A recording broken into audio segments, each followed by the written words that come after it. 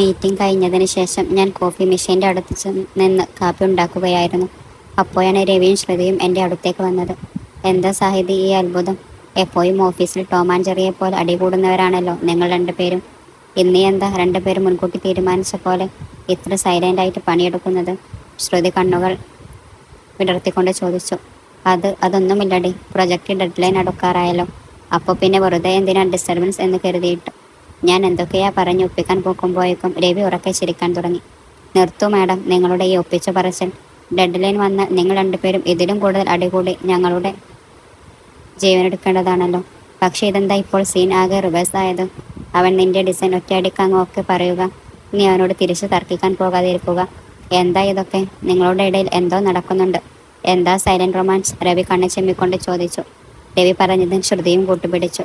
അതേടി, നീ പ്രസന്റ് ചെയ്യുന്ന സമയം അത്രയും. അവൻ്റെ മുഖത്ത് എപ്പോഴും ഉണ്ടാവാറുള്ള ദേഷ്യവും അസ്വസ്ഥതയും ഒക്കെ ഇപ്പോൾ എവിടെ പോയി? അവൻ കണ്ണുടുക്കാതെ നിന്നെ തന്നെ നോക്കിക്കൊണ്ടിരിക്കുകയാണ്. സത്യം പറ, ശരിക്കും എന്താണ് നിങ്ങളുടെ ഇടയിൽ നടക്കുന്നത് എന്നവൾ എന്നെ വിരട്ടി ചോദിച്ചു. അവർ എങ്ങനെ ചോദിച്ചതും എനിക്കെന്ത് പറയണം, എങ്ങനെ കാര്യങ്ങൾ ഒപ്പിച്ചു മാറ്റണം എന്നൊരു പിടിയും കിട്ടിയില്ല. നിങ്ങളുടെ രണ്ടുപേരുടെയും തലക്ക് ഭ്രാന്തായ മട്ടുണ്ട്. ഞങ്ങളുടെ ഇടയിൽ ഒന്നും നടക്കുന്നില്ല, വെറുമൊരു പ്രൊജക്റ്റ് വർക്ക് മാത്രമാണ്. ആവശ്യമില്ലാത്ത ഓരോന്ന് ചിന്തിച്ചു കൂട്ടരുത് എന്ന് കുറച്ച് ഗൗരവത്തിൽ പറഞ്ഞ് ഞാൻ അവിടെ നിന്ന് എങ്ങനെയൊക്കെയോ വലിഞ്ഞു. പുറമേക്ക് എങ്ങനെ ഒപ്പിച്ചു മാറ്റിയെങ്കിലും ഉള്ളിൽ മാത്രം വീട്ടിൽ നടക്കുന്ന കല്യാണ ബഹളങ്ങളെക്കുറിച്ചായിരുന്നു ചിന്ത. ഇതൊക്കെ വരറിഞ്ഞാൽ ഓഫീസിൽ എൻ്റെ മാനം കപ്പലേറും എന്ന് കരുതി നെഞ്ച് പടപടാന്നടിക്കാൻ തുടങ്ങി. അന്ന് വൈകുന്നേരം വീട്ടിലെത്തിയതും ഞങ്ങളുടെ പ്ലാൻ അനുസരിച്ച് ഞാൻ വലിയൊരു സീൻ തന്നെ ക്രിയേറ്റ് ചെയ്തു. ഹാളിൽ അച്ഛൻ പത്രം വായിച്ചു കൊണ്ടിരിക്കുമ്പോൾ ഞാൻ മുഖം കറുപ്പിച്ച് ചെന്ന് അച്ഛൻ്റെ അടുത്തിരുന്നു. അച്ഛ, ആ വിക്രം കാരണം തോറ്റു. അവൻ ഭയങ്കര പിശുക്കനാണ്. കഴിഞ്ഞ ദിവസം കടയിൽ വെച്ച് എനിക്കിഷ്ടപ്പെട്ട ഒരു മോതിരം അവൻ വാങ്ങി തന്നില്ല. അത്രയും വില കൂടിയത് എന്തിനാ വെറുതെ പണം പാഴാക്കല്ലേ എന്ന് പറഞ്ഞ് അവൻ ഒച്ചവെച്ചു. ഇവൻ്റെ കൂടെ ഞാൻ എങ്ങനെ സന്തോഷത്തോടെ ജീവിക്കും അച്ഛ എന്ന് ചോദിച്ച് ഞാൻ വളരെ സ്വാഭാവികമായി കരയുന്ന ഭാവം വരുത്തി. എന്നാൽ എൻ്റെ അച്ഛൻ വളരെ കൂളായിട്ട് ചിരിച്ചുകൊണ്ട് പറഞ്ഞു, അതെന്താ മോളെ അങ്ങനെ പറയുന്നത്? അവൻ എത്ര ഉത്തരവാദിത്തമുള്ളവനാണെന്ന് നോക്കൂ. അനാവശ്യമുള്ള ചിലവുകളൊക്കെ കുറിച്ച് അവൻ നിന്റെ ഭാവിക്ക് വേണ്ടിയാണ് ചിന്തിക്കുന്നത്. അവൻ ചെയ്തത് നല്ല കാര്യമാണ് എന്ന് പറഞ്ഞ് അച്ഛൻ അവിടെ ഒരു ബോംബ് പൊട്ടിച്ചു. അച്ഛൻ്റെ ആ പ്രതികരണം കണ്ട് എൻ്റെ മൈൻഡ് ആകെ ബ്ലാങ്ക് ആയിപ്പോയി. ഞാൻ പെട്ടെന്ന് തന്നെ മുറിയിലേക്ക് ഓടിപ്പോയി വിക്രമിനെ വിളിച്ചു. അവൻ ഫോണെടുത്ത ഉടനെ ഞാൻ പറഞ്ഞു, എടാ, നമ്മുടെ വീട്ടിൽ നമ്മുടെ പ്ലാനൊന്നും വർക്കൗട്ട് ആയില്ലടാ. നീ ഭയങ്കര മിഥ്യവീയക്കാരനാണെന്ന് പറഞ്ഞ് അവർ നിനക്കൊരു സർട്ടിഫിക്കറ്റും തന്നിരിക്കുകയാണ്. ഫ്രസ്ട്രേഷൻ കാരണം വിക്രം തല തല്ലുന്ന ശബ്ദം ഫോണിലൂടെ എനിക്ക് കേൾക്കാമായിരുന്നു. ഇവിടെ വീട്ടിലും ഇതൊരു ഫ്ലോപ്പാണ്. അവൾ കുറച്ച് റിച്ചായിട്ട് ചിന്തിക്കൂ, നീ ഒന്ന് അഡ്ജസ്റ്റ് ചെയ്യേ എന്ന് പറഞ്ഞ് അച്ഛൻ എനിക്ക് 2 മണിക്കൂറോളമാണ് ക്ലാസ് എടുത്തത്. ഇനി ഇവരെ മാറ്റാൻ നമുക്ക് പറ്റില്ല. നമ്മൾ എന്തെങ്കിലും സോൾഡ് പ്ലാൻ ആലോചിച്ചില്ലെങ്കിൽ കല്യാണ മണ്ഡപത്തിൽ ഇരിക്കേണ്ടി വരും എന്ന കാര്യം ഗ്യാരണ്ടിയാണ് എന്ന് വിക്രം പറഞ്ഞു.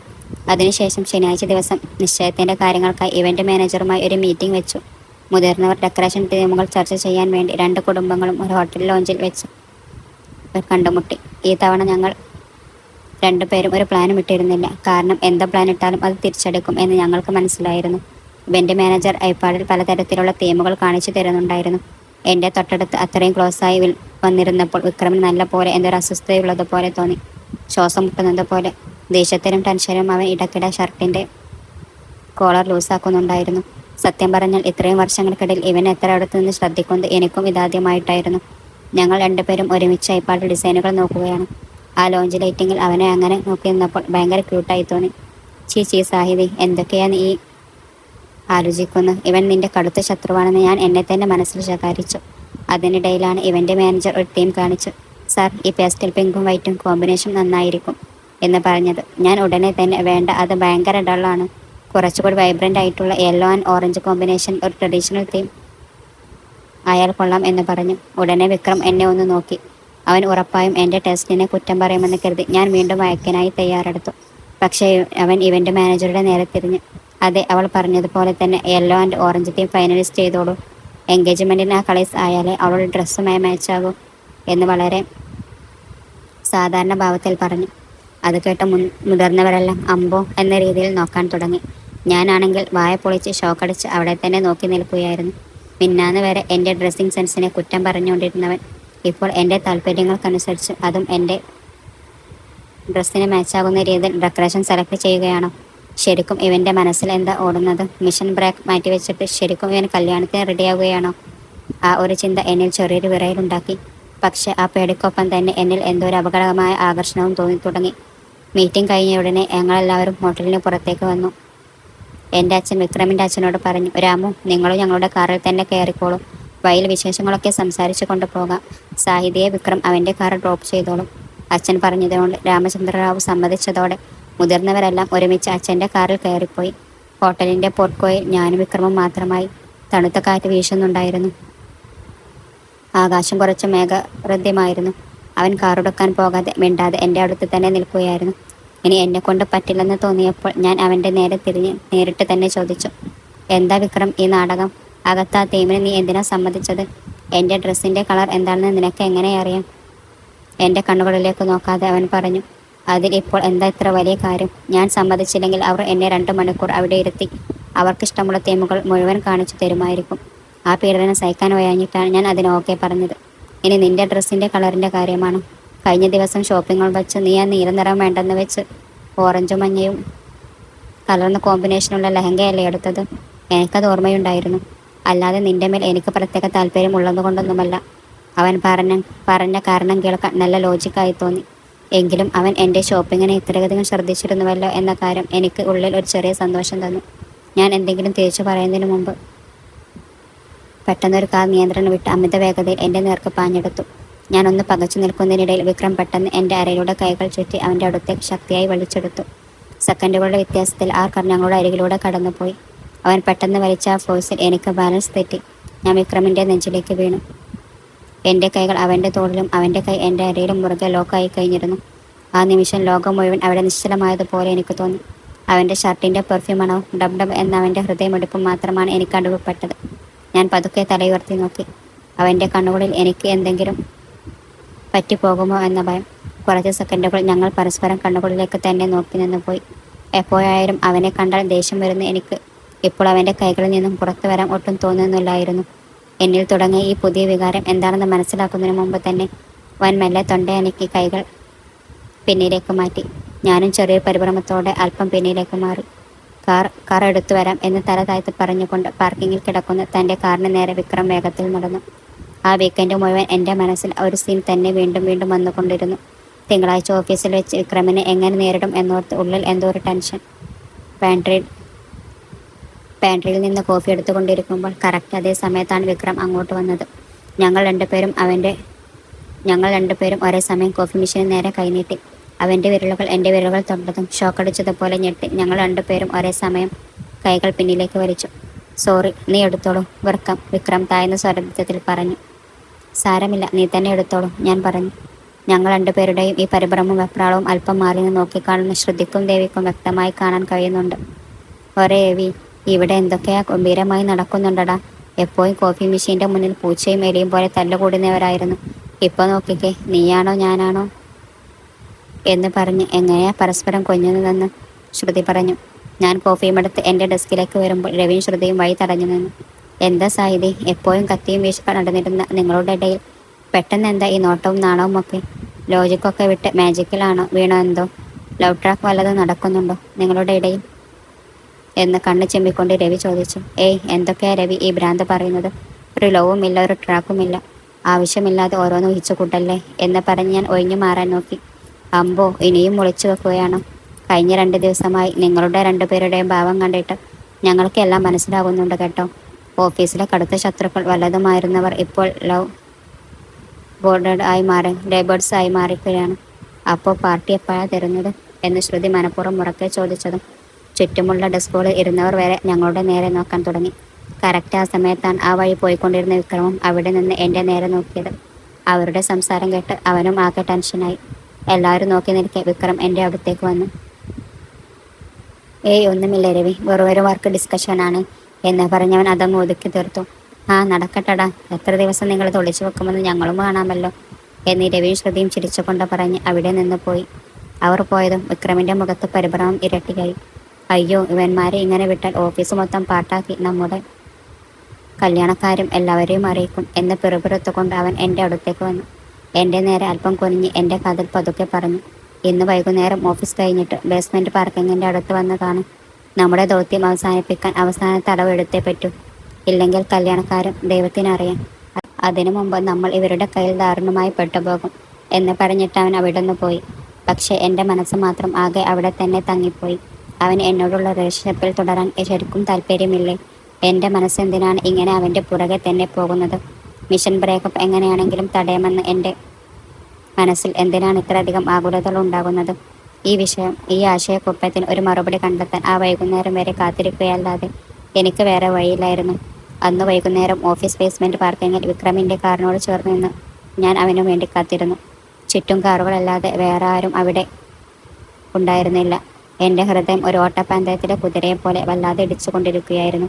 അവൻ്റെ പ്ലാൻ എന്താണെന്ന് കേട്ടിട്ട് എങ്ങനെയെങ്കിലും അത് തടയണം.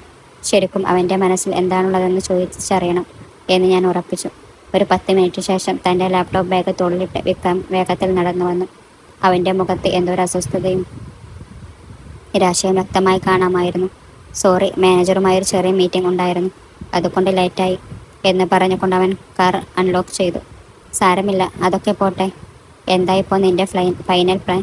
ഞാൻ കുറച്ച് ഗൗരവത്തോടെ തന്നെ ചോദിച്ചു. വിക്രം എൻ്റെ നേരെ തിരിഞ്ഞു പറഞ്ഞു. നോക്ക് സായതി, നമ്മുടെ കയ്യിൽ അധികം സമയമില്ല. അടുത്ത ആഴ്ചയാണ് എൻഗേജ്മെൻറ്റ്. അതുകൊണ്ട് ഞാൻ ഒരു പ്ലാൻ ആലോചിച്ചിട്ടുണ്ട്. ഞാൻ നാളെ ഞങ്ങളുടെ വീട്ടിൽ പറയും. എനിക്ക് US-ലേക്ക് ഒരു ഓൺ സൈറ്റ് അവസരം കിട്ടിയിട്ടുണ്ടെന്നും കുറഞ്ഞത് 5 വർഷമെങ്കിലും അവിടെ നിൽക്കേണ്ടി വരുമെന്നും നീയോ കരിയർ ഉപേക്ഷിച്ച് അമേരിക്കയിലേക്ക് വരാൻ പറ്റില്ലെന്ന് നിന്റെ വീട്ടിൽ ഉറപ്പിച്ചു പറയണം. കല്യാണം കഴിഞ്ഞിട്ട് നീ ഇവിടെയും ഞാൻ അവിടെയും ആയിരുന്നാൽ ശരിയാവില്ലല്ലോ. അപ്പോൾ ഈ ലോങ് ഡിസ്റ്റൻസ് ഒത്തുപോവില്ലെന്ന് കരുതി അവർ തന്നെ ഈ കല്യാണം ക്യാൻസൽ ചെയ്തോളും. ഇനി പ്ലാൻ പക്കാ വർക്കാവും. അവൻ വളരെ കോൺഫിഡൻസ് ആയി പറഞ്ഞു. അവൻ ആ പ്ലാൻ പറഞ്ഞപ്പോൾ എനിക്കെന്തോ വല്ലാതെ സങ്കടം തോന്നി. കണ്ണിൽ നിറഞ്ഞു വന്ന വെള്ളം ഒതുക്കി പിടിക്കാൻ പാടുപെട്ടുകൊണ്ട് ഞാൻ അവനെ തന്നെ നോക്കി. അതായത് എന്നിൽ നിന്ന് രക്ഷപ്പെടാൻ വേണ്ടി നീ രാജ്യം വിട്ടുപോവുകയാണോ വിക്രം? വളരെ താഴ്ന്ന ശബ്ദത്തിൽ ഞാൻ ചോദിച്ചു. എൻ്റെ ശബ്ദത്തിലെ വിറയൽ കണ്ട് അവൻ ചെറുതായെന്ന് പകച്ചുപോയി. അയ്യോ, അതല്ല സാഹിതി, അതൊരു പ്ലാൻ മാത്രമാണ്. ഞാൻ അവൻ്റെ അടുത്തേക്ക് ഒരടി കൂടി നീട്ടിവെച്ചു. ഒരു പക്ഷേ ഇതൊരു പ്ലാൻ ആയിരിക്കാം. പക്ഷെ നീ എന്നിൽ നിന്ന് ദൂരേക്ക് പോകുമെന്ന ആലോചന പോലും എനിക്ക് പേടിയാകുന്നുണ്ട്. എപ്പോഴും നിന്നോട് വഴക്കിടുന്ന എനിക്ക് ഇപ്പോൾ എന്താണ് സംഭവിച്ചതെന്നറിയില്ല. പക്ഷെ വിക്രം, നിന്നെ വിട്ടുകളയാൻ എന്നെ കൊണ്ടാവില്ല. തൻ്റെ കണ്ണുനീർ അടക്കിപ്പിടിച്ച് അവൻ്റെ കണ്ണുകളിലേക്ക് നോക്കിക്കൊണ്ട് അവൾ പറഞ്ഞു. അതുവരെ മിണ്ടാതിരുന്ന വിക്രം പെട്ടെന്ന് തൻ്റെ ലാപ്ടോപ്പ് ബാഗ് കാറിൻ്റെ ബോണറ്റിലേക്ക് വലിച്ചെറിഞ്ഞിട്ട് ഒരടി മുന്നോട്ട് വെച്ചു. എന്നെ കാറിൻ്റെ ഡോറിലേക്ക് ചേർത്ത് നിർത്തി. തൻ്റെ 2 കൈകൾ കൊണ്ട് അവൻ എന്നെ അൺലോക്ക് ചെയ്തു. ഞാൻ ഞെട്ടിപ്പോയി അവനെ നോക്കി. ഞങ്ങളുടെ ഇടയിലുള്ള ദൂരം പൂർണ്ണമായും ഇല്ലാതായിരുന്നു. അവൻ്റെ ശ്വാസം എൻ്റെ നെറ്റിൽ തട്ടുന്നുണ്ടായിരുന്നു. എനിക്ക് മാത്രം എന്ത് വ്യക്തതയുണ്ടായിരുന്നാണ് നീ കരുതുന്നതെന്ന് സാഹിതി? ഈ പ്ലാനുകളെല്ലാം എൻ്റെ തലച്ചോർ പറയുന്നവ മാത്രമാണ്.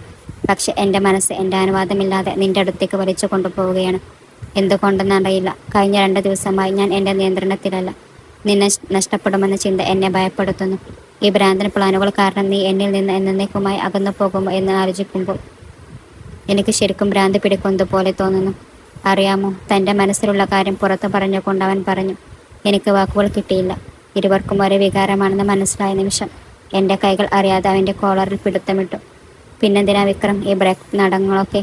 ഞാൻ നേരിട്ട് തന്നെ ചോദിച്ചു.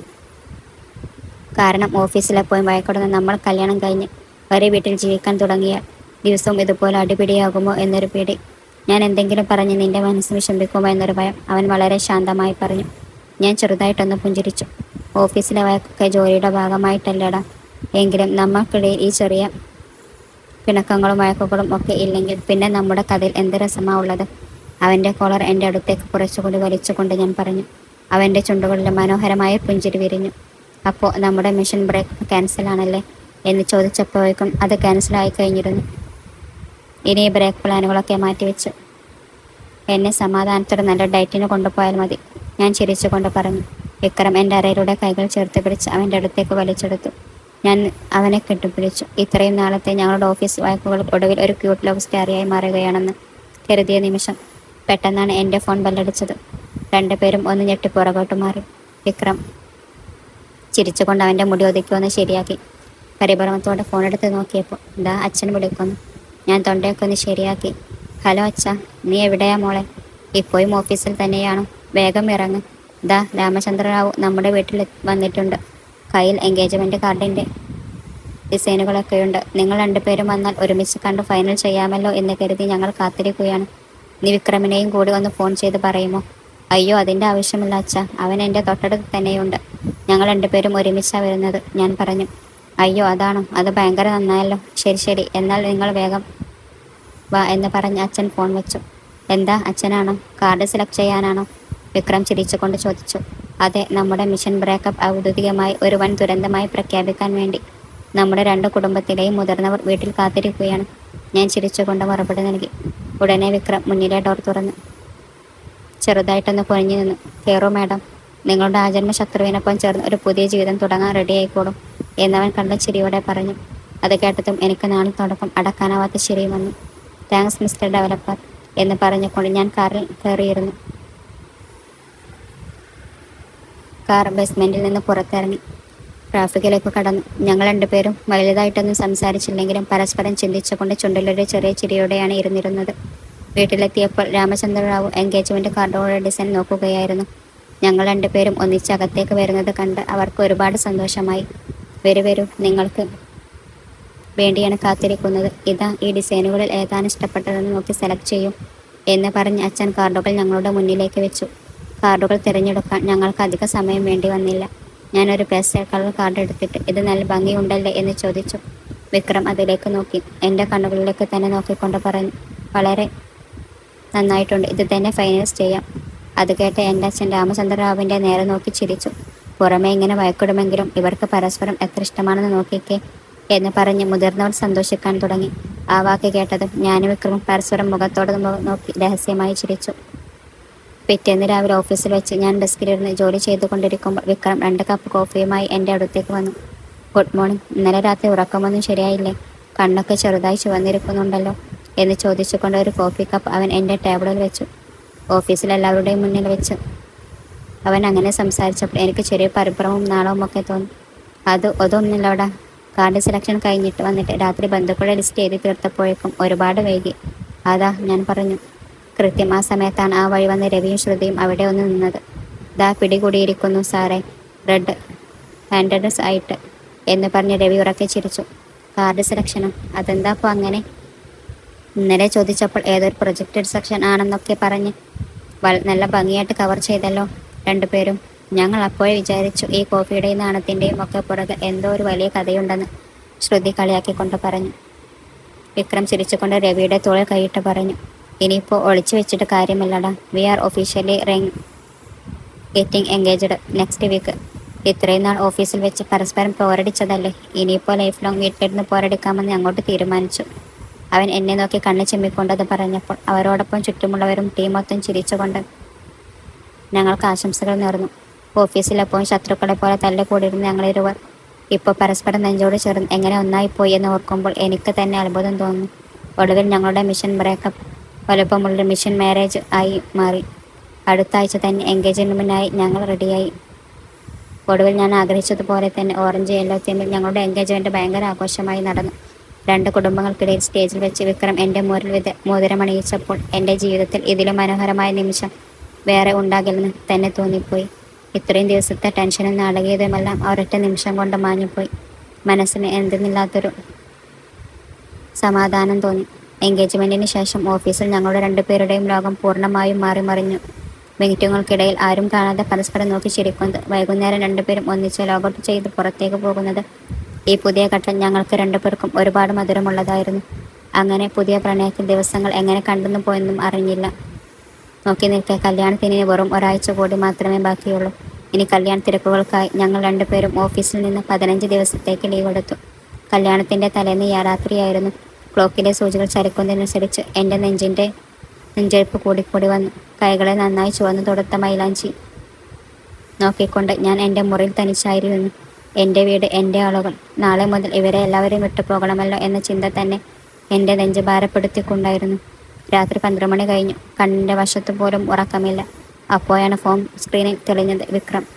ഉറക്കം വരുന്നില്ലേ? ഫോൺ എടുത്തയുടൻ അവൻ്റെ ശബ്ദത്തിൽ കേട്ട ആ മയക്കം എൻ്റെ മനസ്സ് വായിച്ചറിഞ്ഞതുപോലെ ആശ്വാസം തന്നു. ഇല്ല വിക്രം, ഇത്രയും നാൾ ഞാൻ വളർന്ന ഈ വീട്, അമ്മ, അച്ഛൻ, എൻ്റെ മുറി എല്ലാം ഉപേക്ഷിച്ചൊരു പുതിയ വീട്ടിലേക്ക്, ഒരു പുതിയ ജീവിതത്തിലേക്ക് കാൽവെക്കാൻ പോകുന്നു എന്ന ചിന്ത എന്നെ ഭയപ്പെടുത്തുന്നു. എനിക്ക് കരച്ചിൽ വരുന്നു. വിറക്കുന്ന ശബ്ദത്തോടെ ഞാൻ പറഞ്ഞു. മറുതരക്കൽ ചെറിയൊരു നിശബ്ദത. അതിനുശേഷം അവൻ വളരെ പതുക്കെ പറഞ്ഞു, നിന്റെ പേടി എനിക്ക് മനസ്സിലാകുന്നുണ്ട് സായിദി. നീ ഇട്ടു പോരുന്ന ആ ബന്ധങ്ങളുടെ സ്ഥാനത്തേക്ക് വരാൻ ഒരു പക്ഷെ എനിക്ക് കഴിഞ്ഞെന്ന് വരില്ല. പക്ഷെ നീ കാൽ വെക്കുന്ന ഈ പുതിയ വീട്ടിൽ നിന്റെ ഓരോ സന്തോഷങ്ങളിലും ഓരോ സങ്കടങ്ങളിലും നിനക്കൊരു കൂട്ടായി ഞാനുണ്ടാകും. നിന്റെ പേടിയൊക്കെയും എൻ്റെ കൈകളിൽ വിട്ടേക്കും. നിനക്കായി ഞാനുണ്ട്.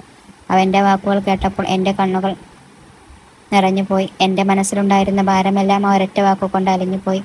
അവൻ എൻ്റെ കൂടെയുണ്ടായാൽ മാത്രം മതി. ഏത് പുതിയ ജീവിതത്തെയും എനിക്ക് ധൈര്യത്തോടെ നേരിടാൻ കഴിയുമെന്നൊരു വിശ്വാസം വന്നു. Thank you Vikram. Love you. തൊണ്ടയിടറിക്കൊണ്ട് ഞാൻ പറഞ്ഞു. Love you too. കണ്ണുകൾ അടച്ച് സമാധാനമായി കിടന്നുറങ്ങും, അവൻ ചിരിച്ചുകൊണ്ട് പറഞ്ഞു. അന്ന് രാത്രി എനിക്ക് നല്ല ശാന്തമായ ഉറക്കം കിട്ടി. കല്യാണ ദിവസം മണ്ഡപം മുഴുവൻ ബന്ധുക്കളുടെയും ബഹളവും നാദസ്വരത്തിൻ്റെ ശബ്ദമൊക്കെയായി നല്ല തിരക്കായിരുന്നു. വധുവായി ഒരുങ്ങി നിന്ന് എന്നെ മണ്ഡപത്തിലേക്ക് കൂട്ടിക്കൊണ്ടുവരുമ്പോൾ എൻ്റെ നെഞ്ചിടിപ്പ് ഇരട്ടിയായി. വിക്രമിനെ കണ്ടതും എൻ്റെ കണ്ണുകൾ മിന്നിമറിഞ്ഞു. മണവാളിൻ്റെ വേഷത്തിലുള്ള അവനിൽ നിന്ന് കണ്ണു മാറ്റാൻ എനിക്ക് കഴിഞ്ഞില്ല. ആ നിമിഷം ഇതുവരെയുള്ള ഞങ്ങളുടെ യാത്ര മുഴുവൻ എൻ്റെ കണ്ണുകളിലൂടെ കടന്നുപോയി.